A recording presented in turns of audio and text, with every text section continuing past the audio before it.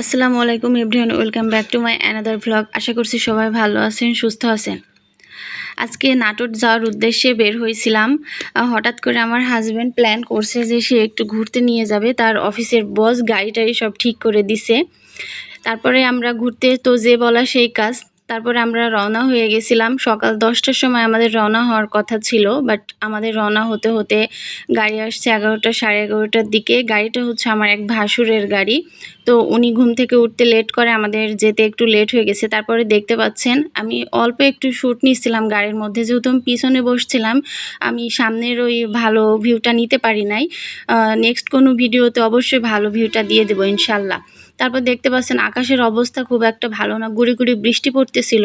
তারপরে আমরা যেহেতু বের হয়েছিলাম দুপুরের দিকেই প্রায়, তো গুড়ি গুড়ি বৃষ্টি নামছিল আমাদের ওইখানে। তারপর দেখি পুরো রাস্তা কি অবস্থা। এখানে অবশ্য কোনো বৃষ্টি নাই দেখতে পাচ্ছেন, কিন্তু হালকা হালকা বৃষ্টি পড়তেছিল। আমরা ভাবতেছিলাম যে আজকের ওয়েদারটা জোস, আমরা এনজয় করে অনেক মজা পাবো ওখানে ঘুরে। গরমের সময় যখন যাব, অতিরিক্ত গরম পড়লে কিন্তু ঘুরে মজা পাওয়া যায় না। আর আমরা যে রাস্তা দিয়ে যাচ্ছিলাম সেই রাস্তাটা জাস্ট অসাধারণ, অস্থির।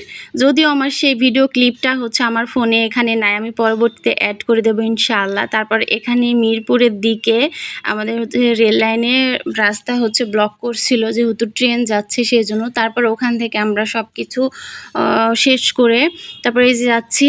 এটা হচ্ছে এই রাস্তাটা অনেক সুন্দর। এটা মিরপুর বলতে আপনারা কেউ ঢাকা মিরপুর ভাববেন না, এটা হচ্ছে কুষ্টিয়া মিরপুর, আমাদের কুষ্টিয়া জেলাতে। তো আপনারা যদি আসতে চান তাহলে অবশ্যই চলে আসবেন। আমাদের কুষ্টিয়া জেলাটা কিন্তু অনেক সুন্দর। তারপরে এই যে আমরা অবশেষে পৌঁছায় গেছি। 1.5 ঘন্টা জার্নি করার পর নাটোর এসে পৌঁছাইছি। গাড়ি পার্কিং করার পর এখানে আমরা টিকিট কাউন্টারের সামনে আসছি। এখানে প্রবেশ মূল্য 60 টাকা অনলি। আমরা যেহেতু 3 জন গেছিলাম, আমি, আমার বোন, আমার হাজব্যান্ড, এই 3 জনের জন্য 3টা টিকিট কেটে ফেলছি। এখানে দেখতে পাচ্ছেন আমার হাজব্যান্ড আগে আগে যাচ্ছে, আমরা পিছন পিছন যাচ্ছি। যদিও লেডিস ফার্স্ট, কিন্তু সে এই কথাটা হচ্ছে মানে নাই, সে আগে আগে চলে গেছে।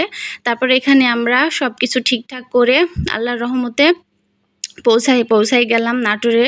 তারপর এখানে বৃষ্টি হয়েছে দেখতেই পাচ্ছেন, এখানে অনেক ঝুম বৃষ্টি হয়েছে মনে হচ্ছে, সব কিছু গাছপালা সব কিছু ভেজা ভেজা। তারপর আমি এখানে চলে আসলাম। এটা কি একটা স্পাইডারম্যান। আমি যদি এরকম হতে পারতাম, যেখানে ইচ্ছা সেখানে মুভ করতে পারতাম, তাহলে ভালো হতো। এই জায়গাটা প্রাকৃতিক সৌন্দর্যে ভরপুর, এতটা সুন্দর প্রাকৃতিক সৌন্দর্য। কোনো জায়গা যদি ঘুরতে চান তাহলে অবশ্যই নাটোর গ্রিন ভ্যালি পার্কে চলে আসবেন।